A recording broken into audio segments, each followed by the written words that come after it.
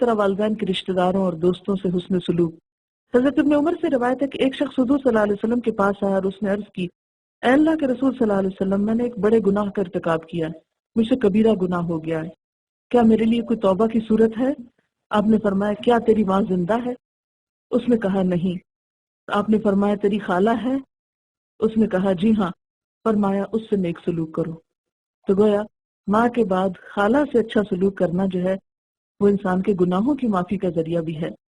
ابن عمر سے روایت ہے، نبی صلی اللہ علیہ وسلم نے فرمایا، نیک ترین نیکیوں میں سے یہ ہے کہ آدمی اپنے باپ کے دوستوں کے ساتھ احسان کرے جبکہ وہ غائب ہو، یعنی باپ موجود نہیں، اسے فوت ہو گیا، یہ شہر میں نہیں، تو اس کے پیچھے جو دوست ہیں ان کے ساتھ اچھا سلوک، یہ بہترین نیکیوں میں سے ایک نیکی ہے۔ پھر والدین کے ساتھ ان کی وفات کے بعد بھی محبت اس کو محسوس کرنا چاہیے۔ حضرت ابو ہریرہ اور حضرت بریرہ کا بیان ہے کہ نبی صلی اللہ علیہ وسلم اللہ تعالیٰ سے اجازت لے کر جب اپنی والدہ کی قبر کی زیارت کے لیے تشریف لے گئے، آپ صلی اللہ علیہ وسلم والدہ کی قبر کے پاس بیٹھ کر بے اختیار رونے لگے۔ رسول اللہ صلی اللہ علیہ وسلم کے ساتھ جو صحابہ کرام تھے وہ بھی آپ کو روتے دیکھ کر بے اختیار رو پڑے۔ بریرہ کہتی ہیں، ہم نے حضور صلی اللہ علیہ وسلم کو اتنا روتے ہوئے کبھی نہ دیکھا جو آپ اپنی والدہ کی قبر کے پاس بیٹھ کر روئے۔ یعنی حالانکہ آپ دنیا کے عظیم ترین انسان تھے، بہت صابر تھے، لیکن یہ رونا کیا تھا؟ محبت اور ہمدردی اور شفقت کا رونا۔ پھر اسی طرح کچھ اور لوگ ہیں جو والدین تو نہیں ہیں لیکن والدین کے درجے میں آتے ہیں، ان کے ساتھ حسن سلوک بھی انتہائی ضروری ہے۔ وہ کون ہیں؟ ان میں رضائی والدین جو دودھ پلائیں بچوں کو، تو وہ اگرچہ ان کے حقیقی ماں باپ نہ ہوں لیکن وہ بھی ماں باپ کے درجے میں۔ اسی طرح سوتیلے والدین، یعنی باپ کی بیوی یا ماں کا شوہر جو ہے ماں یا باپ کی عدم موجودگی میں، وہ بھی عزت اور احترام کے لائق ہیں۔ پھر اسی طرح سسرالی والدین، ساس اور سسر، وہ بھی ماں باپ کے درجے میں آتے ہیں۔ ان کے ساتھ اچھا سلوک، ان کی خدمت، ان کا خیال رکھنا، یہ بھی بہترین نیکیوں میں سے ایک نیکی ہے۔ اور پھر اسی طرح استاد جو روحانی والدین ہوتے ہیں۔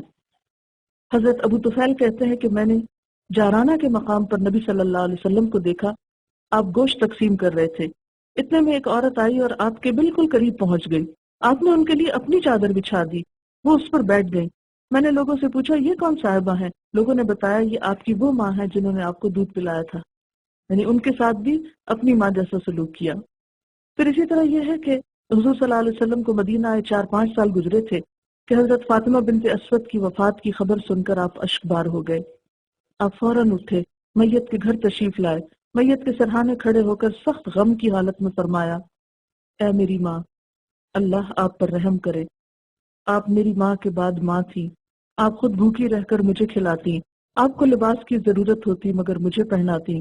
پھر آپ صلی اللہ علیہ وسلم نے اپنی قمیض گھر والوں کو دی اور فرمایا کہ میری ماں کو میری قمیض کا کفن پہناؤ۔ اس کے بعد آپ نے حضرت اسامہ بن زید اور حضرت ابو ایوب انصاری کو ارشاد فرمایا کہ جنت البقیع میں جا کر قبر کھودو۔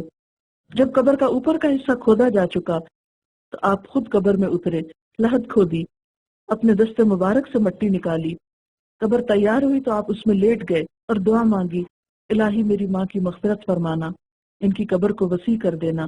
جب دعا مانگ کر آپ قبر سے نکلے تو سخت غم کی حالت کی وجہ سے داڑھی مبارک ہاتھ میں پکڑ رکھی تھی، آنکھوں سے آنسو بہ کر رخساروں کو تر کر رہے تھے۔ یہ خاتون ابو طالب کی اہلیہ تھی جو آپ کی چچی تھی، یعنی چچی کو ماں کے درجے میں اتنا مقام دیا۔ اور اسی طرح حضرت ام ایمن جو آپ کی دایا تھی، یعنی جنہوں نے آپ کی اصل ماں جب فوت ہو گئی تھی ابوا کے مقام پر، حضرت ام ایمن آپ کا خیال رکھا کرتی تھی اور وہ آپ کو واپس مکہ لے کر آئی تھی۔ حضور ان کے بارے میں فرمایا کرتے تھے، ام ایمن میری والدہ کے بعد میری ماں ہیں، آپ ان کو امی کہہ کر پکارا کرتے تھے۔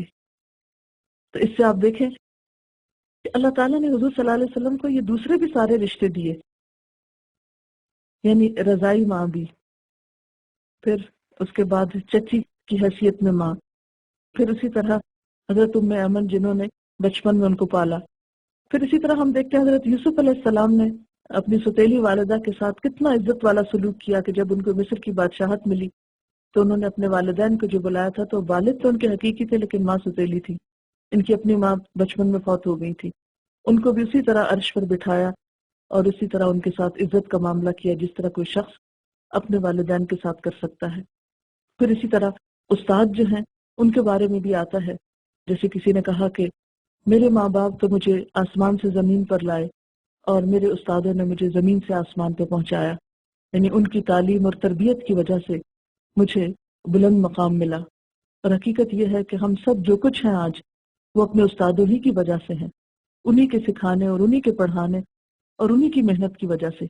تو اس لیے استاد بھی والدین کے درجے میں آتے ہیں اور ان کے ساتھ بھی عزت، ادب، احترام، خدمت، محبت، ان کے لیے زندگی میں اور موت کے بعد دعائیں، یہ تمام چیزیں ہمارے فرائض میں شامل ہیں۔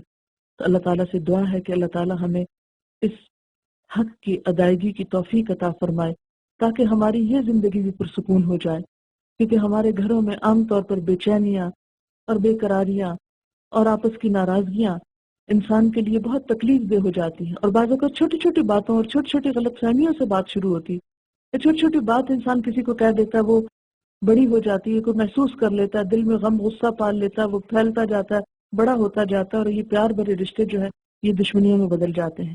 تو اس لیے انتہائی ضروری ہے کہ انسان صبر و برداشت اور تحمل کا ثبوت دیتے ہوئے ہر حال میں اللہ کے حکم کو قبول کرتے ہوئے اس پر چلتا رہے، تو انشاءاللہ اس سارے صبر اور قربانی کی وجہ سے انسان کو دنیا میں بھی اس کا صلہ ملے گا اور آخرت میں تو انشاءاللہ یقینی طور پر۔ سوال ہے، جب کبھی انسان کو خدا کی نعمتوں کا احساس ہوتا ہے تو وہ قرآن کے حکم کے مطابق شکر کرتا ہے، کیا زبان سے ادا کیا ہوا شکر ہی کافی ہے یا اس کے بارے میں کوئی اور حکم بھی ہے؟ کیا افلا یشکرون زبان سے شکر کرنے کو کہتے ہیں؟ شکر جو ہے وہ دل کا ایک احساس ہے، دل اس کا مقام ہے۔ دل میں جب شکر آتا ہے یا دل میں جو بھی بات آتی ہے وہ لازمی طور پر زبان پہ آتی ہے، اس لیے دل کے شکر کے ساتھ ہی ذکر بھی وابستہ ہوتا ہے۔ اللہ تعالیٰ فرماتے ہیں کہ فَاذْكُرُونِي أَذْكُرْكُمْ وَاشْكُرُوا لِي وَلَا تَكْفُرُونِي، تم مجھے یاد کرو میں تمہیں یاد کروں گا، اور میرا شکر ادا کرو اور ناشکری نہ کرو۔ تو آپ نے یہاں بھی دیکھا کہ ذکر اور شکر دونوں ساتھ ساتھ ہیں۔ اور عام زندگی میں بھی آپ دیکھیں کہ جب آپ کسی کے لیے اچھی پازیٹیو فیلنگ رکھتے ہیں اور وہ شخص آپ کو کہیں بھی مل جائے تو آپ اس کے ساتھ شکر گزاری کا کہ کچھ الفاظ بولتے ہیں یا شکر گزاری کا معاملہ کرتے ہیں۔ اور پھر یہ ہوتا ہے کہ یہ قدرتی طور پر صرف زبان اور دل تک نہیں رہتا بلکہ رویے اور عمل میں بھی آ جاتا ہے۔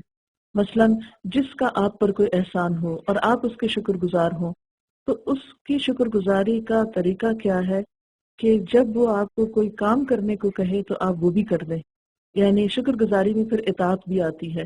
ہم دیکھتے ہیں کہ قرآن پاک میں سب سے پہلی آیت کیا ہے؟ الحمدللہ، سب تعریف اللہ کے لیے، اور عربی میں حمد کا لفظ جو ہے وہ شکر کے لیے بھی استعمال ہوتا ہے، یعنی سب شکر اللہ تعالیٰ کے لیے ہے۔ تو اب یہ پہلا لفظ ہے، قرآن کی ابتدا یہاں سے ہو رہی ہے۔ آپ دیکھیں گے کہ پورے قرآن پاک میں وہ طریقے سکھائے گئے ہیں جس سے انسان اللہ کا شکر گزار ہو سکتا ہے۔ نافرمان شخص شکر گزار نہیں ہوتا، شکر گزاری اطاعت بھی سکھاتی ہے۔ سوال ہے، عورتوں کی تعلیم سے متعلق اسلام کے کئی پہلو ہیں، اس حوالے سے کئی باتیں آپ کے ذریعے اجاگر ہوئی، مجھے اتنا کہ دل میں ایک بات اٹکتی ہے۔ بچیوں کی شادی سے متعلق ایک رسم دکھانے کی چلی آتی ہے، اسلام کی اور قرآن پاک کی رائے اس بارے میں کیا ہے؟ ماں بہنوں، یہاں تک کہ لڑکے کا گھر پر آ کر اس کی بچی کو دیکھنا، پسند ناپسند ٹھہرانا کیا جائز ہے؟ اس طور پر بیزتی تو بہرحال بچی کی ہے، چاہے پسند کی جائے یا ناپسند۔ ان چند گھڑیوں میں جس دوران کھانے پینے پر زیادہ زور ہوتا ہے، کیا اس بچی کا ججمنٹ یا پراپر انالیسس ہو سکتا ہے؟ آج کل عورتیں یہ کام بڑے فخر سے کرتی یا کراتی ہیں، آپ اس پر توجہ کر دیں۔ جی، اس میں یہ ہے کہ اسلام نے اس بات سے منع نہیں کیا کہ شادی سے پہلے لڑکا لڑکی کو نہ دیکھے، بلکہ اس کو انکریج کیا کہ دیکھ لے اور پھر شادی ہو، لیکن کب دیکھے؟ یہ نہیں کہ پہلی دفعہ اگر کوئی رشتہ دیکھنے آیا تو لڑکا بھی ساتھ آ جائے اور پہلی دفعہ وہ دیکھنے پہ اصرار کرے۔ اس کا طریقہ یہ ہے کہ ماں باپ پہلے ان پرنسپل بہت سی چیزوں پر اگری کر لیں کہ ہاں ان دونوں خاندانوں کی یا دونوں بچوں کی عادات اور باقی چیزیں جو ہیں وہ ملتی ہیں اور ان دونوں کا گزارا ہوگا، کیونکہ ماں باپ کی اپنی بھی ایک ججمنٹ ہوتی ہے، اور پھر آخری فیصلے کے طور پر لڑکی کو دکھا دیا جائے۔ یہ نہیں کہ آپ ہر گھر میں جا کر لڑکی دیکھیں اور ریجیکٹ کر کے چلے آئیں اور اس کو احساس کمتری میں مبتلا کر دیں، یہ دوسروں کو اذیت دینے والا، دکھ دینے والا طریقہ ہے، اس سے پرہیز کرنا چاہیے۔ جب آپ واقعی سیریس ہوں